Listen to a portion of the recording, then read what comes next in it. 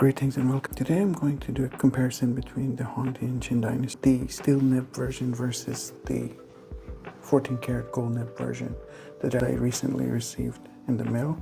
I got this through Amazon. So the original steel nib version comes in a box like this, and when you open it you get a familiar box. I think I've seen this in some German branded pens. Hongdian, you take this out. I got the one with the wrench and the instruction booklet. There's some English writing detailing what the inscriptions mean and so forth. The pen is nicely packed. It comes in a bag. Undo it. Very, very beautiful pen. I've reviewed this pen before, so I refer you to that video for more detail, unboxing and review. Let us get to the gold nib version. So I recently received this rather quickly after ordering it through Amazon. It took maybe about a week and a half to receive it, but it comes in a much nicer box. It's kind of like a piano style box. It's good weight on it. It has good weight on it. I don't know what this is made of. It's probably some kind of acrylic or plastic. And the hinges are made of metal. It has a good stop here, so it doesn't flap around easily. It comes with the same kind of paperwork. Comes in a little bit thicker Ziploc bag. This is gold and black version as opposed to black on black. I'll do a quick nib comparison between the two versions. So the 14 karat gold version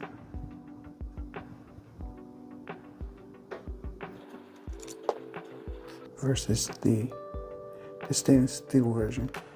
I have a hard time seeing the stainless steel under the camera, so I'm going to get one that also has gold trimming, the green one. You can see that the 14K gold version, the gold is actually gold, I guess. It's not plated, as if you watch my initial video of the review of the pen, you would notice that I wasn't very impressed by the gold plating that Hongdian did, because it's very shiny and that comes across as a little bit cheaper, and I wish that they toned it down and made it maybe a little bit matte. That would look a lot nicer. So this does actually look a lot nicer, but it is real gold, so it's hard to argue that this is apple to apples. So the scrollwork is a little bit different. There's 1997 embossed on the stainless steel version. That cannot be seen on the gold version. The fine inscription is also not there on the gold version, but the side profile scrollwork is about the same. What is different is actually the feed. You can see that the feed on the stainless steel version looks a little bit different. It actually looks a little bit more attractive. This one kind of looks like the ebonite feed on older Mont Blancs.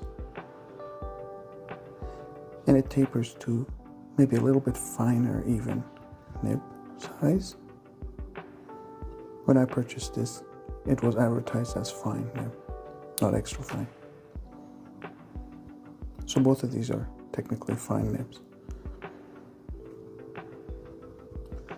We'll look at it more closely in the writing sample.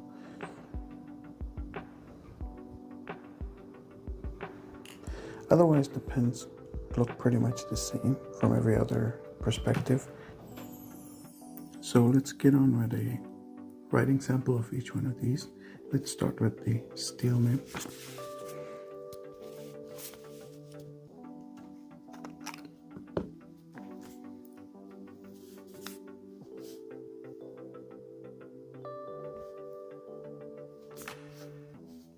of Hongdian.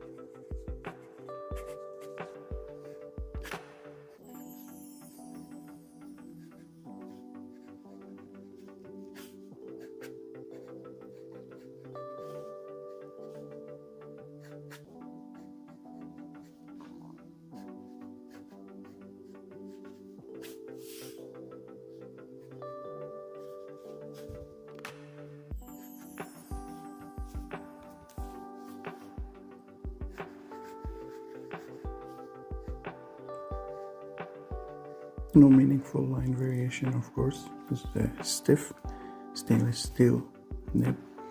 How about the wetness? Fair, but not super wet. How about fast writing? This is going to skip.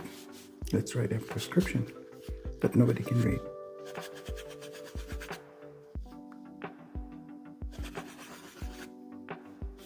This is my 4th year medical school. Now let's do end of residency. Now, learning handwriting. I would say pretty good. It keeps up very well. So my thoughts on this steel nib is that it is one of the smoothest steel nibs that we can find. In fact, in the past couple of years, the Chinese manufacturers have done an amazing job with their stainless steel nibs. How would that compare to a 14 karat gold nib? We'll take a look now. So let's take a look at the gold nib. Same, we'll do the same writing.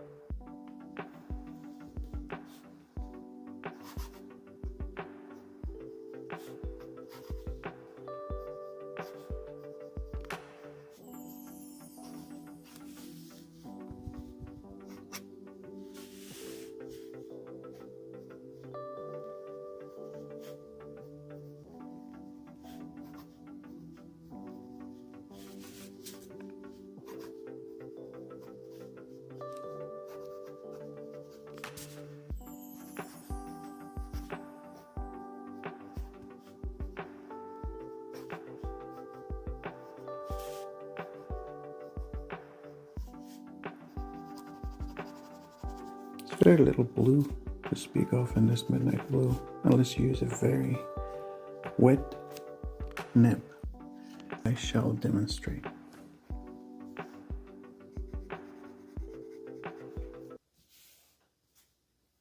That gives us some blue.